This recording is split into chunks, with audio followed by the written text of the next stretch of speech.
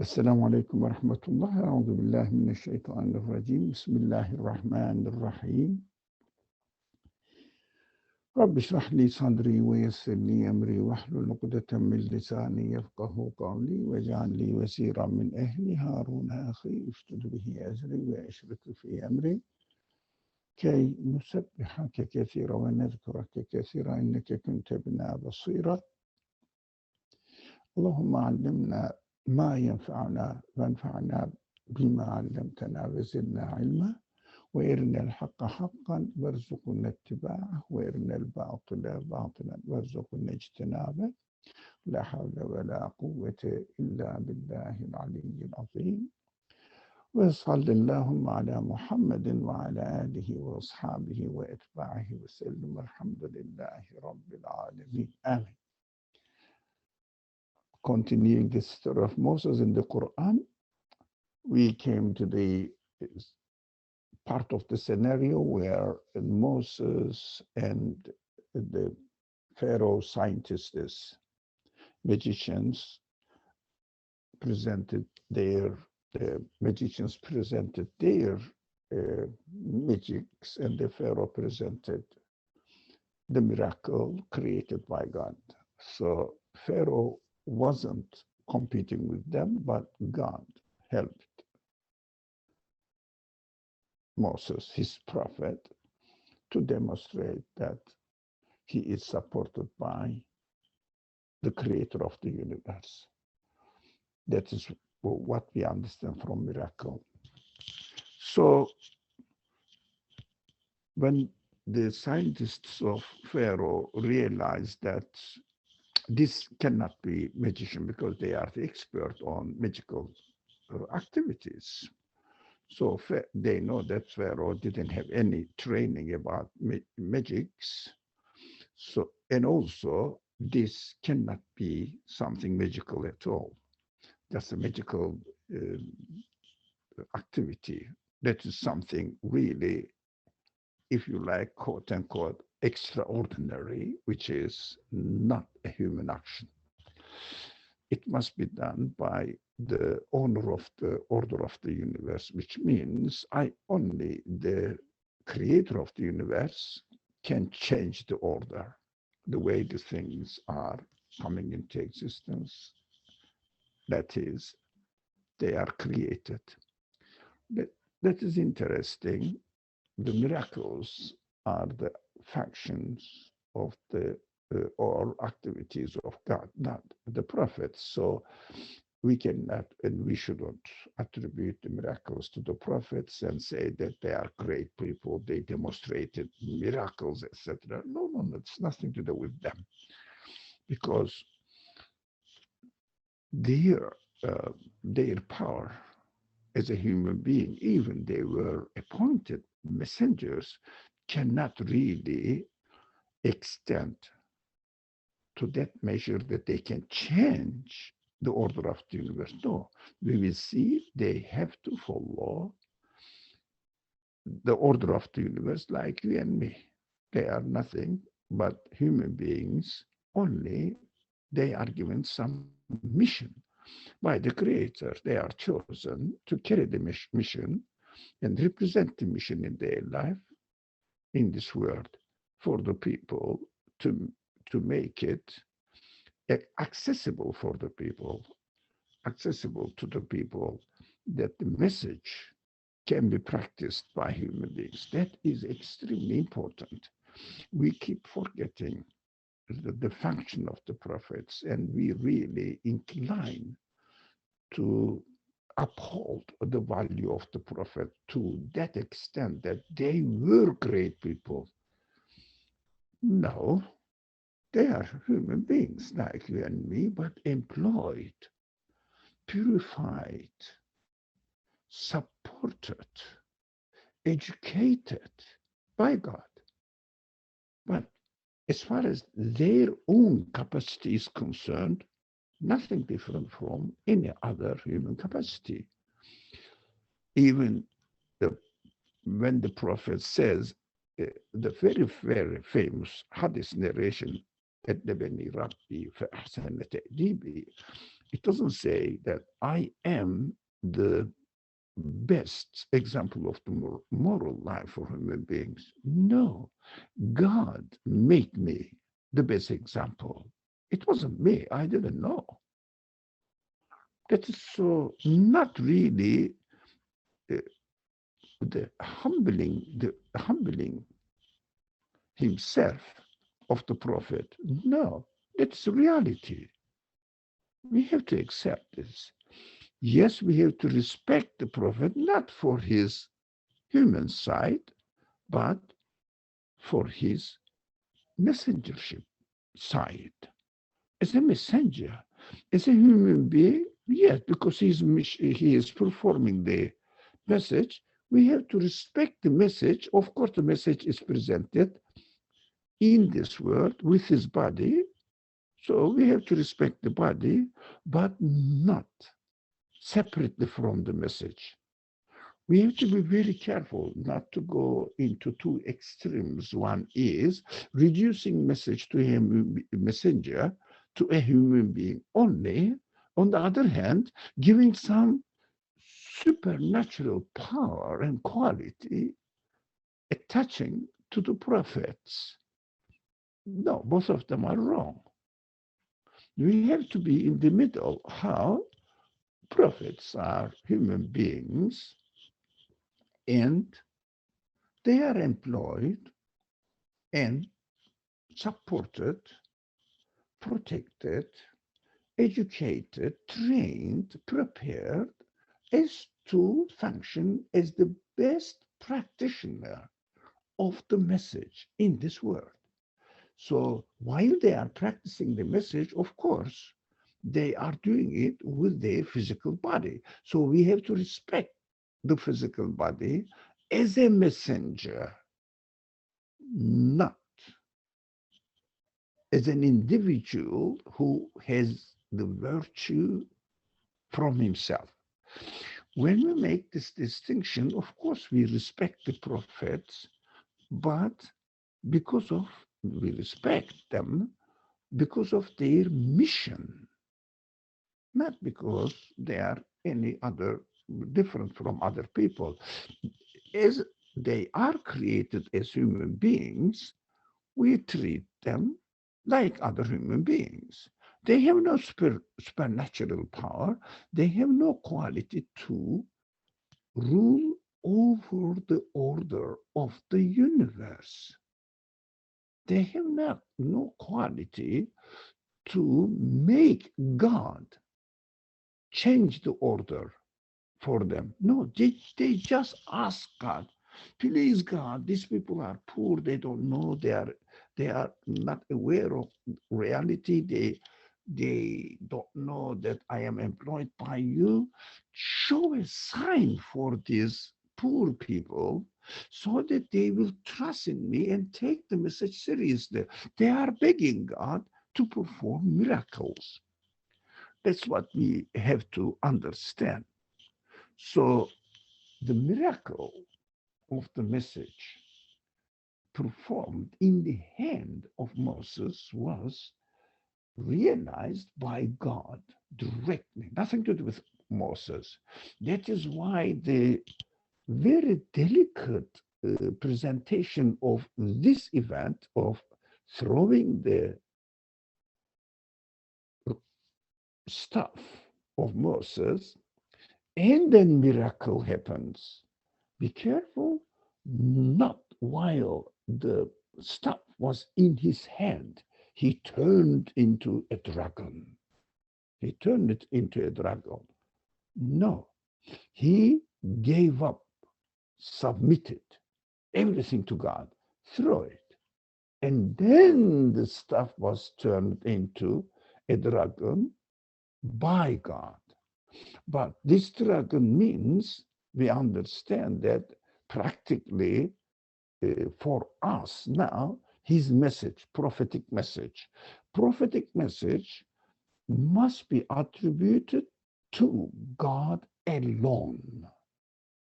Even the sunnah of the prophets, the practices of the prophets, which we are expected to follow, must be attributed to God alone. So when I follow the prophetic exemplary life, I am not following per se the prophet himself. No, I am following God's will manifested in the life of the prophet, again, organized, created by God. So we have to be cautious that when I follow the prophetic examples, I must be careful that I am following God's will, not the prophet's will. So obeying the prophet ultimately means obeying God. That's why Quran says,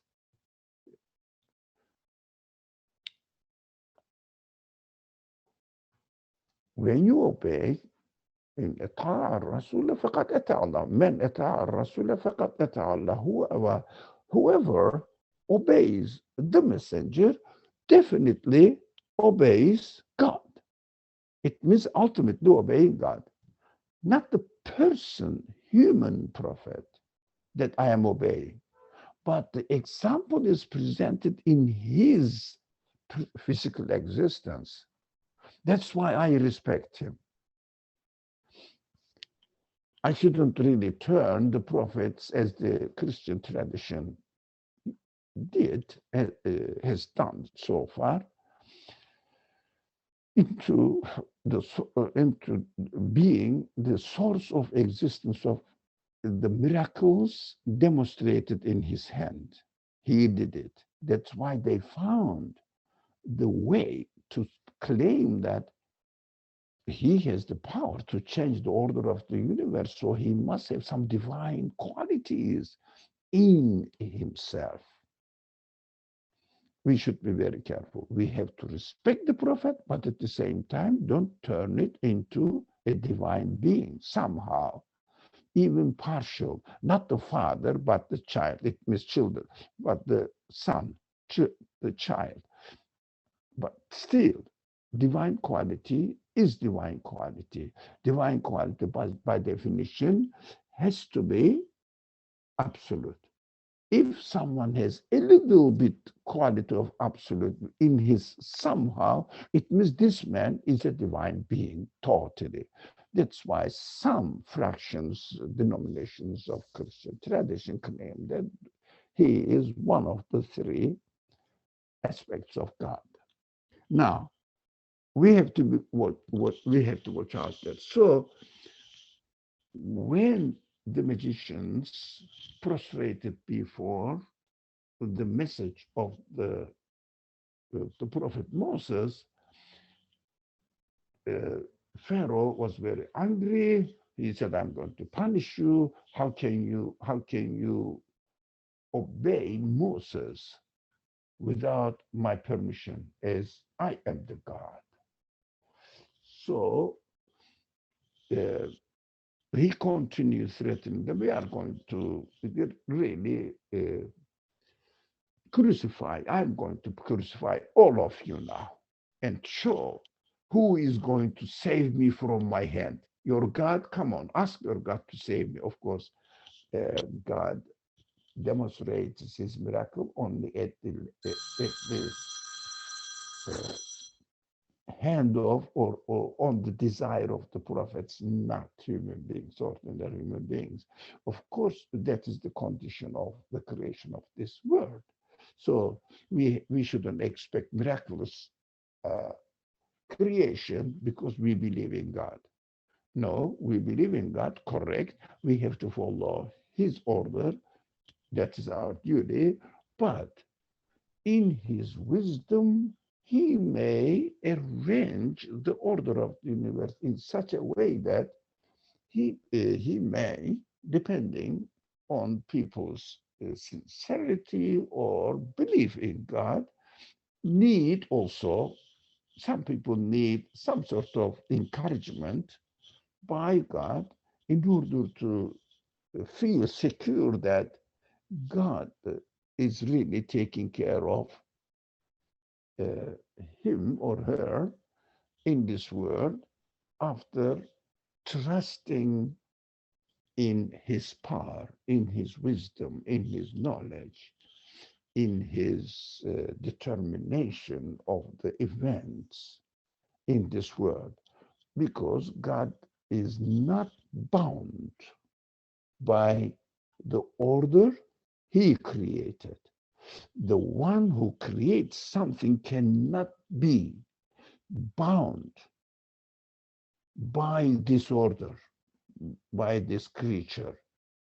Absolute is always absolute. Creatures are always creatures.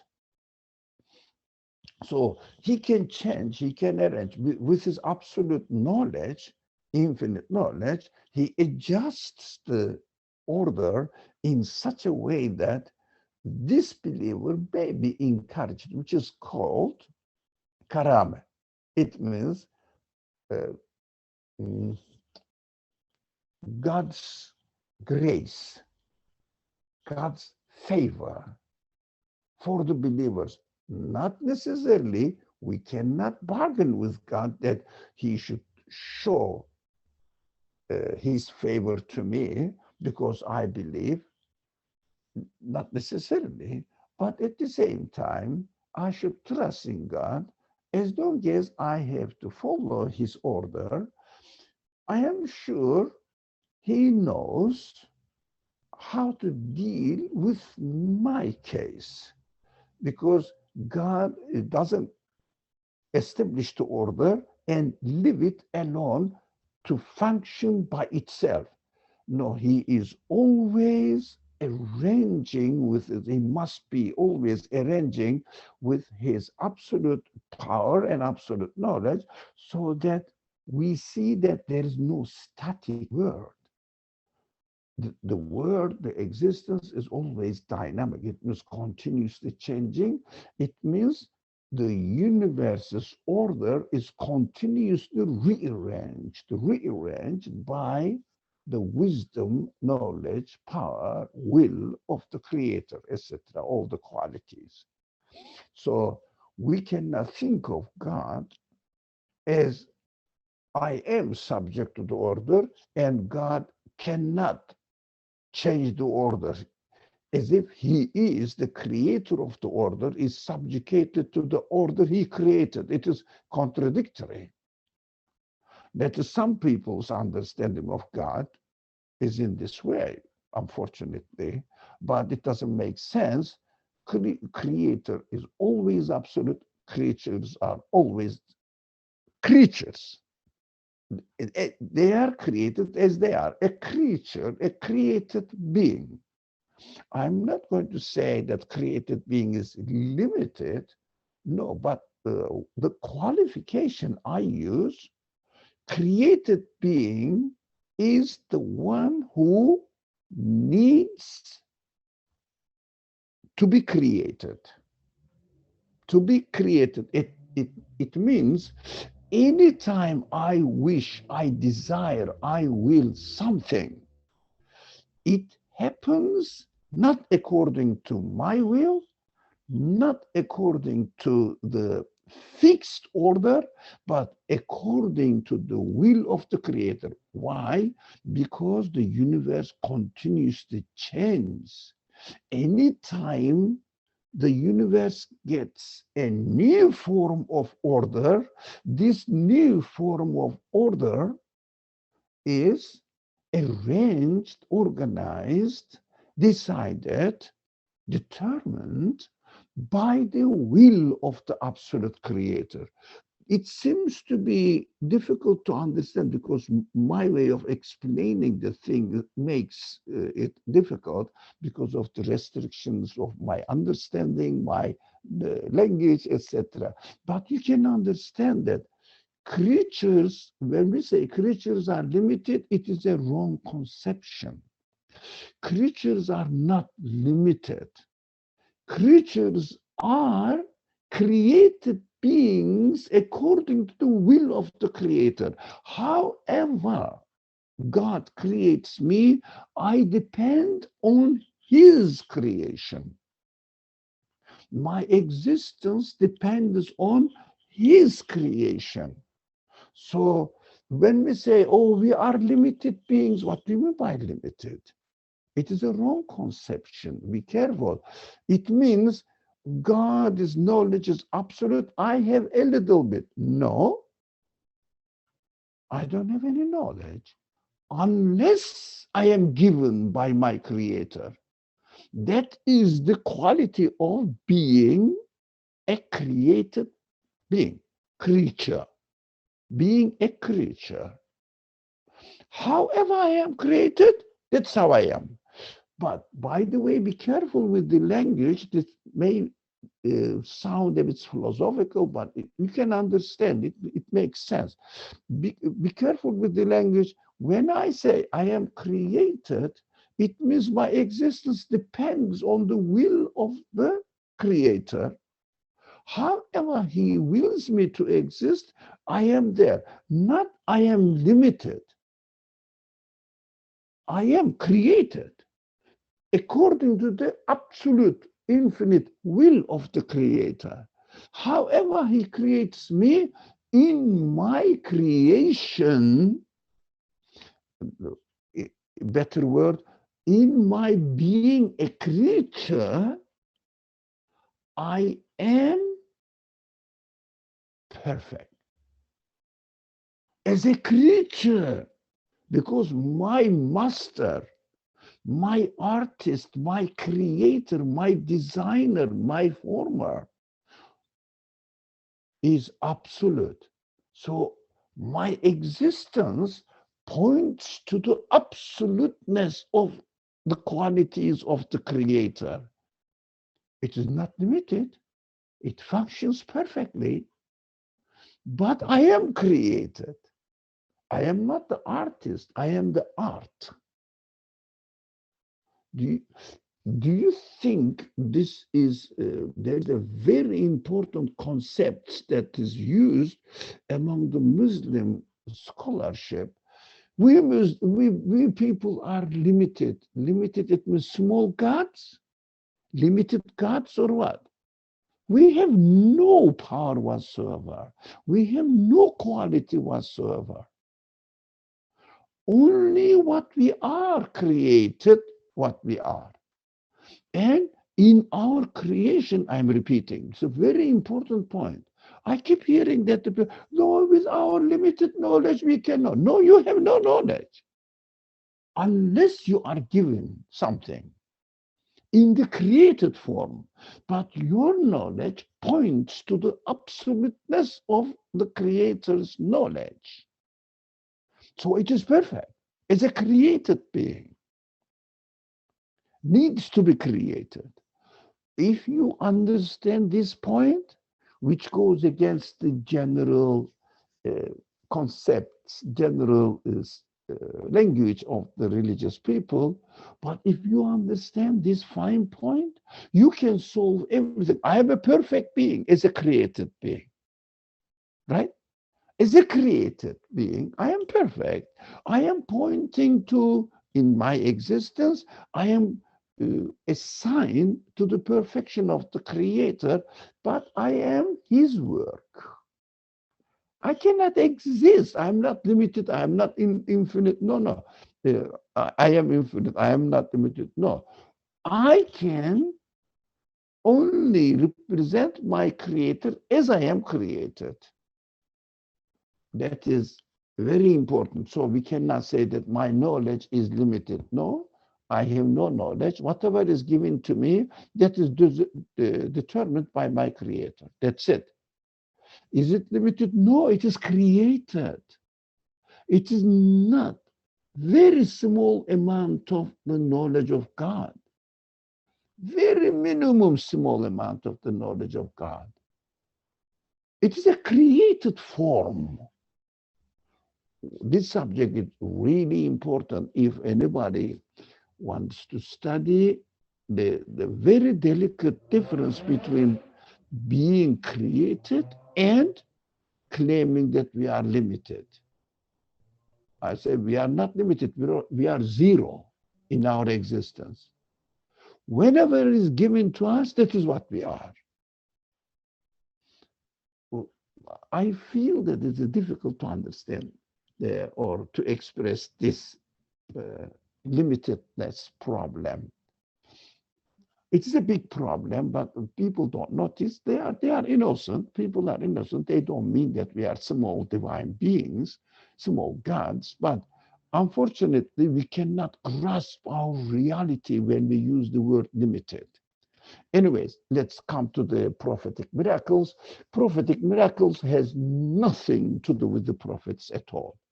These are completely functions of the creator of the universe. So he defeated them. He demonstrated all these qualities, all the miracles to the Pharaoh's magicians, and the Pharaoh's magicians accepted it, that it is from the Lord of the universe, in the language of the Quran, Rabbul Alameen. So it is from Rabbul Alameen. Okay. So they believed in. Pharaoh got angry with them and crucified them. And what they said. Now let's come. Verse 51. Indeed, we hope that our Lord will forgive us our faults. Why?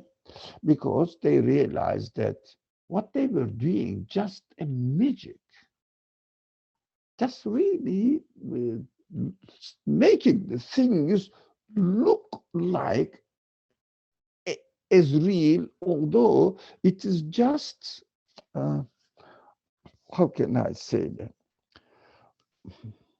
You know, some gamblers, the professional gamblers, they use different things in order to, ways of things, in order to play with the cards and I don't know, whatever, dice, etc. They use some magnetic things, etc. on them. So under the table, they move the magnetic things accordingly. They know that this side, whatever the set 1, 2, 3, 4, 5, 6, one side has a magnetic field. So they have the magnet under the table, on their knees, etc. And they throw the, that's what I heard. I don't know, really. I've never tried, but I don't know. I've never been in a casino in my whole life. Thank God. So they put their own knees and then get closer to under the table. When they throw the dice, that magnetic field on their knees keeps the dice on the magnetic side of it. So they know that opposite side is, let's say, 5, 3, 4, 6, etc. Whatever the number they want to get, accordingly they adjust it. Oh, you don't know. It is a human-made thing. It's not a miracle at all. But he knows it. He knows that he's playing with it. so like this one, they are the scientists. They can change everything. They can use the order in such a way that I don't know how it functions. They discover it because it is unknown to me. They discover this unknown side of the order, unknown to me side of the order, and use it. I think it is his own work, but he knows that it is just this person is just imitating the order of the universe. Anyways, now they were doing all this so far in order to magnify the honor of Pharaoh and to get some benefits. They understood that they were being unjust, especially before the message of the prophet Moses.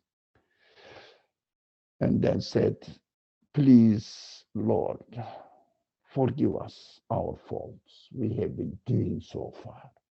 That's an honest, very honest behavior. We have to accept that. There's a good lesson for us here. I know it is difficult for me, I'm speaking for myself, to confess my faults.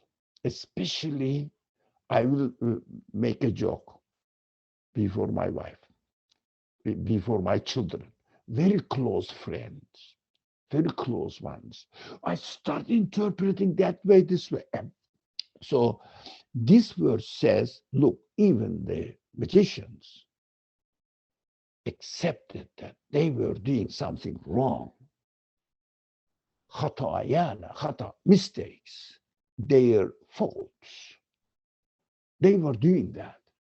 Now it is time before the eyes of all people around them, although Pharaoh was there, apparently, because immediately Pharaoh joins the conversation.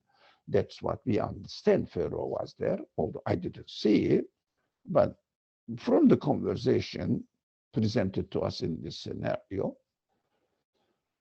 So they asked God to forgive them now. And they declared that they are the first believers. Now, asking or admitting, confessing one's faults is most precious thing that a human being can do in this world. Rather than claiming your belief, which is more important, the more important thing is to confess our faults. It is more difficult to declare one's belief in God is very easy and also encouraged. No harm at all to human false dignity. Because I say, I believe in God who created the world. Can you show me another source of existence in this world? I am proud of it. But can I be proud of? Everybody think about it. Everybody, person like me, can you be, let's think together, can we be proud of declaring our faults? Anybody? Any answer? Can you be proud of declaring our faults? No, no, we try to twist the subject and change the interpretation of our mistakes and try to find out as many different justifications as we want. Let me see. I think that subject is clear for everyone. I can be proud of declaring that the universe is created by an absolute being. Otherwise, we cannot explain the universe. I'm very proud of this proclamation, this declaration. But I cannot feel the same way, in the same way, to declare my faults. But it is really something admirable for the magicians. They said, our Lord hopefully will forgive our faults, that we have been cheating people just for petty benefits, that this Pharaoh is going to give us a status in the palace or give some material benefits. Okay, let me read what Shahrani family wrote. Actually, it's a very critical message to confirm, because as one studies religious sciences or other sciences, so many scholars claim to have limited and certain knowledge without admitting to their interpretation. I experienced this frequently as a student, and it is very problematic. Yeah, limited knowledge, limitedness, saying that we are limited beings is a problematic conceptualization. We are created beings. That's it. We ask, God creates. That's it. But we have no share in creating what we ask. Because we ask, the next moment is created according to the determination of the creator, not me that I am creating my actions. I am just asking, but it may happen very quick with no gap. That's why it seems to be I am doing it, I am learning it, but I am created with the new knowledge as I am speaking now, as I am reading what Shahrani family wrote. For example, I'm getting to know. My reading is my prayer. The obtaining the knowledge of the content of the sentences are created by my creator. So I am a created being. He is the creator, not because my knowledge is, my capacity of knowing is limited. That's a problem. I think this matter needs a special session to study. That is a big theological problem, but we are not really studying deep theological matters here. We are just trying to understand the Quranic message in order to benefit from it for our practical life. So this is one thing, forgiving, asking for forgiveness for our faults is a very important matter, is the result of belief, but the real belief, if you like, reality of our belief can be seen in our confessions. How much we are relaxed, comfortable in declaring our faults before God, if necessary, if needed, before human beings as well. Ask for forgiveness. If I make a mistake, I should be comfortable to ask the people to forgive me. Of course, definitely, it is easier to ask God. No one knows. So ask God to forgive me. It doesn't mean that I have to declare my faults. For example, I did something wrong in the house, no one saw it. Go out and say that last night I did this, it was horrible, I'm sorry. But this is between you and God. But if someone commits any kind of wrongdoings, transgresses my right, or if I transgress somebody else's right, I have to go and ask him for him or her. Well, which is difficult as a man to ask her, a woman, to forgive me, especially if she is my daughter or my my wife. So it is very difficult. So I know from the practical side, but we have to do it. We must be able to do it. I think we understand this case that confessions, confessing our mistakes, our faults, is much more difficult than proclaiming, enunciating our belief. That is why asking for forgiveness is essential for my understanding. I keep repeating this subject frequently because it is the most important thing for my practical life, and I believe it is also one of the most important things for your practical life as believers. After believing in God, what comes next? Asking for forgiveness for our faults. No one can say that I have no fault. If someone says I have no fault, it is this person is immersed in fault activities. Because the very fact that denying his createdness, in his createdness, he must, I see that every moment I'm experiencing the shortcomings of the appreciation of God's creation for me. Every moment.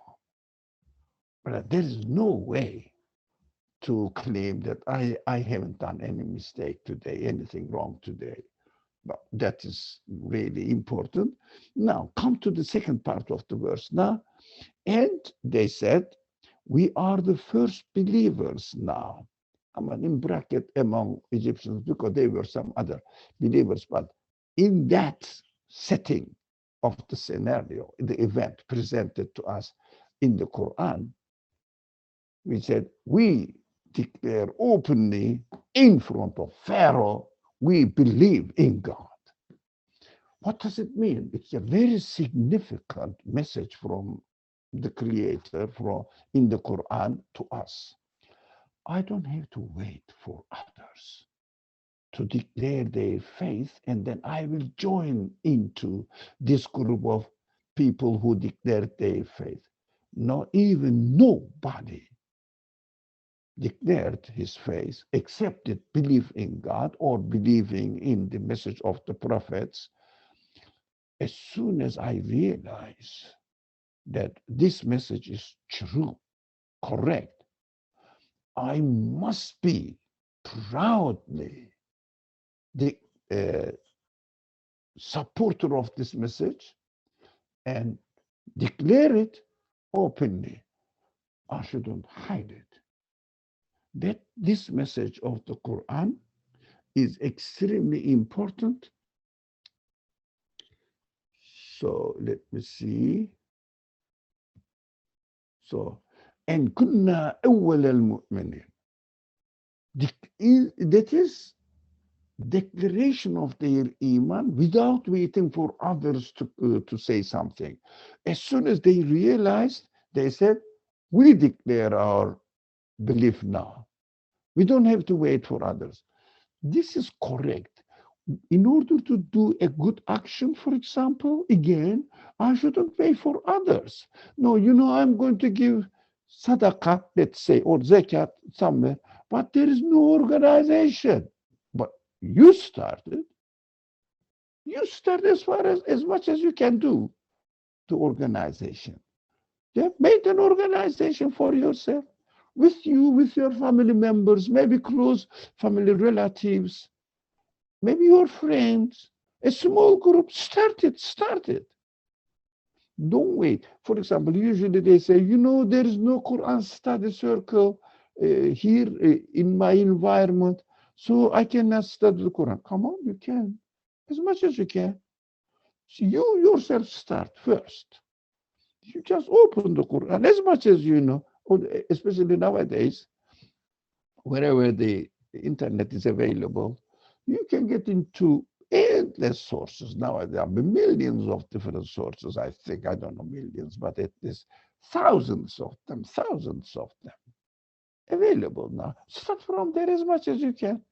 Don't wait for others to make a community so that they will organize a community in the mosque or in some Muslim community organizations, so that you will send your children there. They will take care of it. But I am living in a small town. There is no Muslim organization, and I cannot really send my children to others to educate them. As much as you know, you started. Be the first. أول المؤمنين. Be the first of the believers. Be the first of the good action. Doers of good deeds. Even if there was no, but if there were other people, join them. And in joining them, don't wait for your family members to come with you. They may not. You do it if you believe that that's a good organization. As much as you can. Even 2 people. Yes, there are no other people. Only 2 people bother about educating their children or bother about learning something from the Quran. Come together. Make a community of 2 people and start as much as you can. You don't have to be a scholar. So in order to study the Quran, there's no one, no scholar among us, so we cannot study here the Quran. If there are some, come and join them. If there is no, you start doing it as much as you can. Okay, Colin Turner says, how are we to understand the significance of the cutting of the hands and feet? Do the hands and feet symbolize power and ability? Is Pharaoh threatening and disenfranchising, disenfranchise them? Yeah, I understand, but I don't know how to pronounce it. Franchise, enfranchise, disenfranchise them. It means they are taking. So Pharaoh says, you are not going to be now privileged people anymore. That's my simple language. And subject them to poverty. Is this how Shaitan threatens believers? If you believe you will be poor or useless and backward, isn't this how belief is attacked today? Nah, Colin, come on. You know this subject better than I do. And why do you put it into a question mark? You explained it perfectly. There is no question here. There's a perfect explanation. So we have to understand the significance of cutting hands and feet are cutting off our power, the worldly power. So we understand that. So yeah, that's I'm not here to say that is correct. Of course, it is obvious that it is correct, and that's a good point. And also, when we declare our belief in God, we will think that we are going to lose our power. We are going to be reduced in the society as poor people, and we are going to be threatened with poverty. Well, yeah, we do that. If I don't do this, I will lose my job, etc., etc. There are many. So, for example, if I show my let's say I'm a shopkeeper, I'm running a greengrocer shop. If I show my Muslim identity, which is beautiful, I don't want to really uh, change the direction of our discussion, but at the same time, that's very important. If you declare your Muslim identity, what you do, you feel that you have to be honest to your religion, Islam, which is beautiful. So you start behaving yourself. That's what I feel myself. I want to declare my Islamic identity so that I will be ashamed of doing something wrong, so that the blame will come on Islam. So it really helps me a lot. Helps me a lot to behave myself, keep the right path, and not to fall into the trap of my egoistic expectations. So I say, when I clearly declare my Islamic identity in a place, I am very careful in my behavior. Why? I say, I have no right to give a bad impression on the people about Islam. That is the best way of really behaving myself and also controlling myself. If I hide my religious identity, what happens? I can behave in any way. No one knows who I am. So I feel uncontrolled. That is why it is a very important thing to declare one's religious identity. Of course, what it means, how to do it is another matter. Another matter. Because how to declare your religious identity, take a flag in your hand and say La ilaha illallah, walk in the street. No. Which is called in fiqh terminology sha'air, or the symbols of Islamic identity. In the prophetic tradition, these sha'air are somehow if someone studies it, they can understand which are the sha'air. It means in the society, you have to present yourself according to their understanding that you are a Muslim. I don't know, I don't want to interfere into people's private lives at all, but somebody may put hijab or tesettur, which is called really, it is not hijab, really khimar, in fact. Hijab is a different concept, but unfortunately that is used in the society as hijab. Now we can use it, but the Quranic terminology is khimar. So, which is really uh, demonstrating yourself physically. For ladies it is very easy, for men also, but it is not very common. But ladies can put hijab on it. It means I am a Muslim, but they have to respect it. They shouldn't get used to it, neglecting that they are really, if you like, declaring that I am a Muslim, my behavior represents Islam.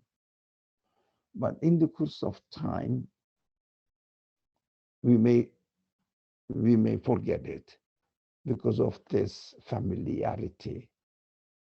But unfortunately, fortunately, if we are conscious of it, it helps us to improve our perfection, if you like, as a human being. Perfection means Muslim identity, Islamic behavior. So taking the responsibility of representing Islam on your shoulder helps you to mature yourself, to train yourself in practicing Islamic values in your life. That's why it is important to keep this religious identity rather than only for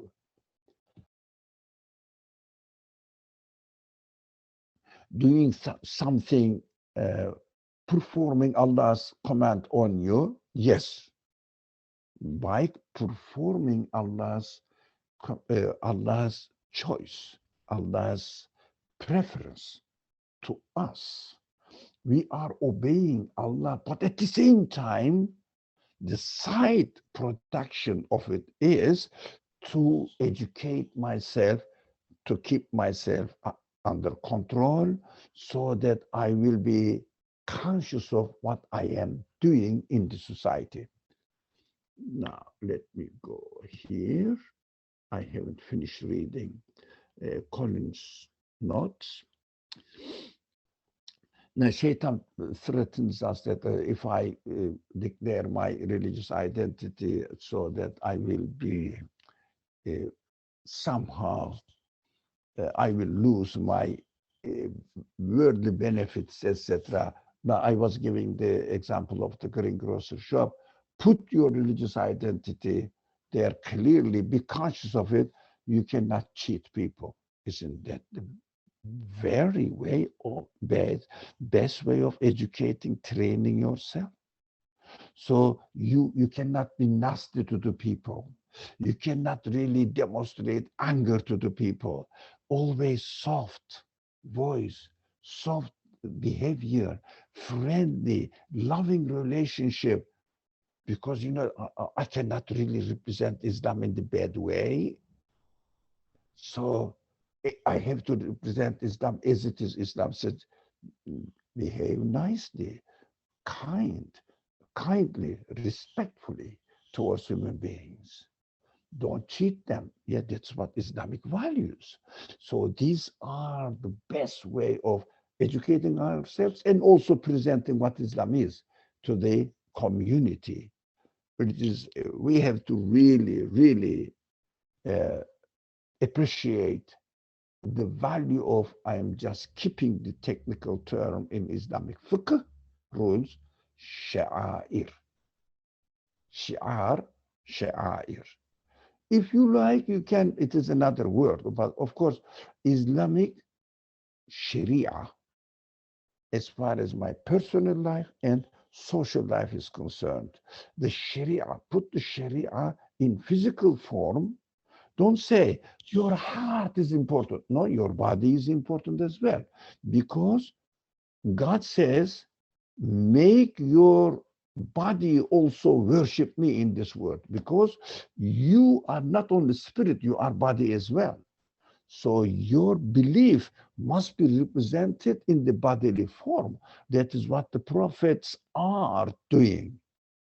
Their understanding of the message is represented in their bodily life, physical life. That is how we are expected to behave in this world. Sharia is very important. So thank you, Colin, for your not question, for your beautiful comment and contribution to the subject. Thank you. Now, Shehrani family says, it gives me a certain kind of spiritual chuckle that they answer so confidentially, basically say, no problem. Pharaoh has no idea what to do now. He has no power over them. Yeah, physically he will show physically that he has some sort of power, but he may crucify them. They will answer. They will answer in the following verse, inshallah. Oh, where are we? Okay. 152.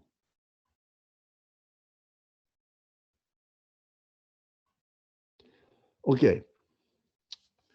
وأوحينا إلى موسى إن أسر بعبادي إنكم متبعون. So we revealed our will to Moses, leave with my servants by night, for you will be pursued. The people will, the other Pharaoh will pursue you, so that you will leave by night. Of course, they will get ready by day, and by the time you will cross the water, whatever it is, the sea or the river, I don't care, cross the water. So it was there with an obstacle.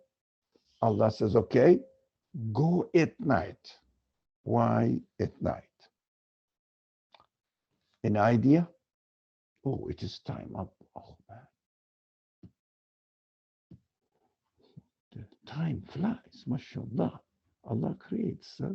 Why at night? Come on, help me. Why at night? I said in the following verses, the prophets are expected to follow the order of the universe. They cannot expect always that God will create them extraordinary help. No, not guaranteed. It depends on God's will, not on prophets' will. Prophets only can ask God to create, only ask God to help them. That's it. Can they really force God to help them? No. They are human beings like you and me, created beings. So they cannot guarantee. What they have to do, as far as their own practice of human free will is concerned, they have to follow the order of the universe. It means following the order of the universe is following the will of the creator of the order, because the order is presented to us, and we know that if we want to do anything, we have to go through following the order, whether you believe in God or not. We all are bound to follow the order, but only the consciousness differs. What is that? When a believer follows the order, they are aware that when they follow the order, they are aware that the order has been established by God. So They are obeying the will of the Creator. Unbelievers follow the order of the universe. They cannot do anything without following the order of the universe. So they follow the order of the universe, but they are not aware that they are following the order of the will of the Creator. They think that the natural things happen in this way. Okay, waste of time. Why? Follow the nature, follow the nature. Nature will die, you will die and disappear, but you wouldn't have any point of support for your existence because you didn't refer your existence to the Creator, the absolute being. So everything is transient. Your life will be wasted. Your existence will be wasted as far as you are concerned.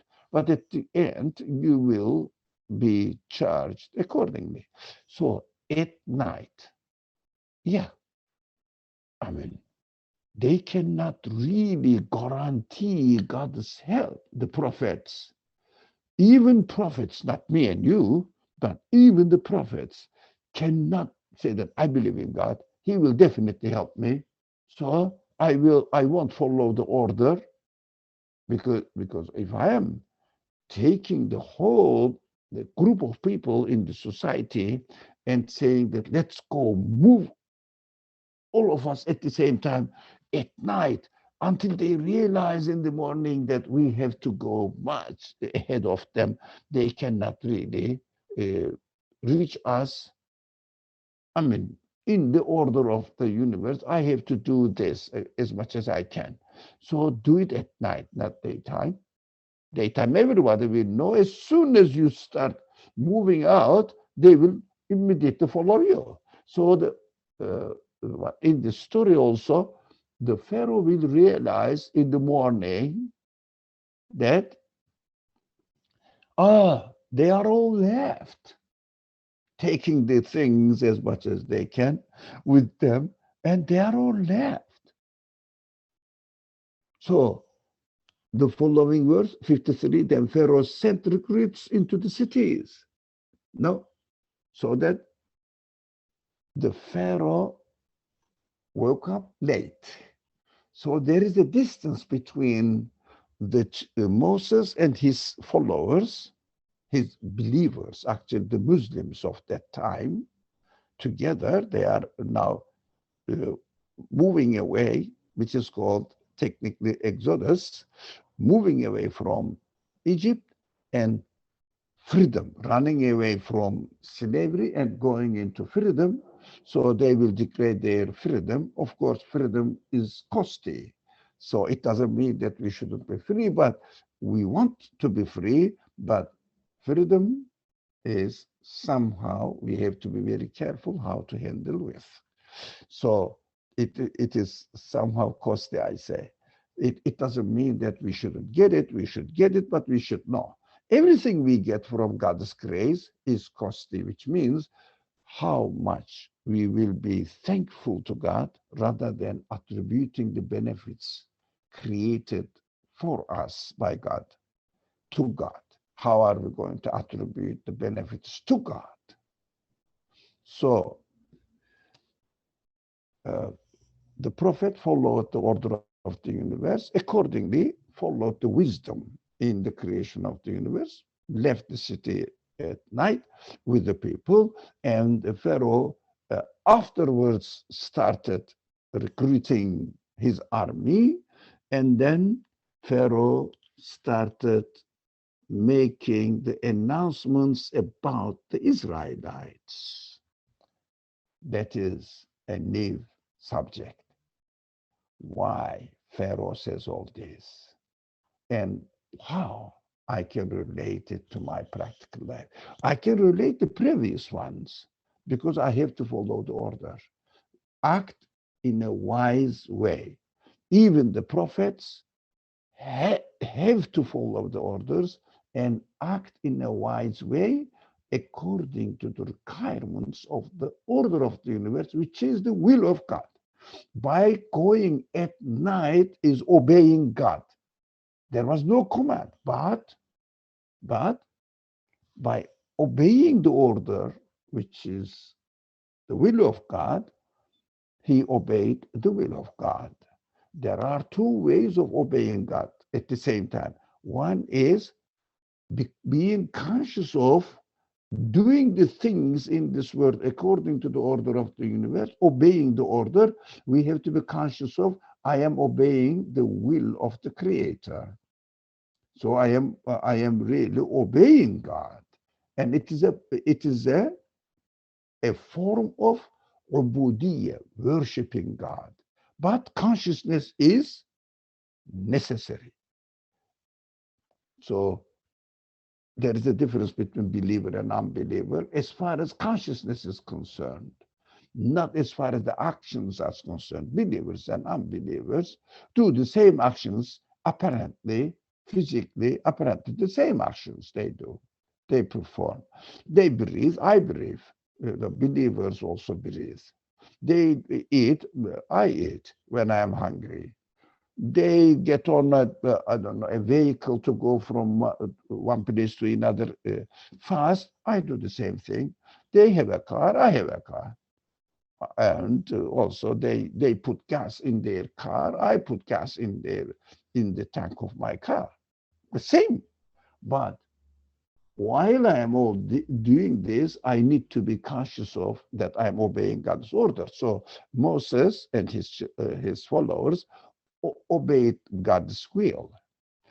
Then Moses, the Pharaoh, woke up in the morning and started calling people to get the army ready so that they will follow Moses and catch them.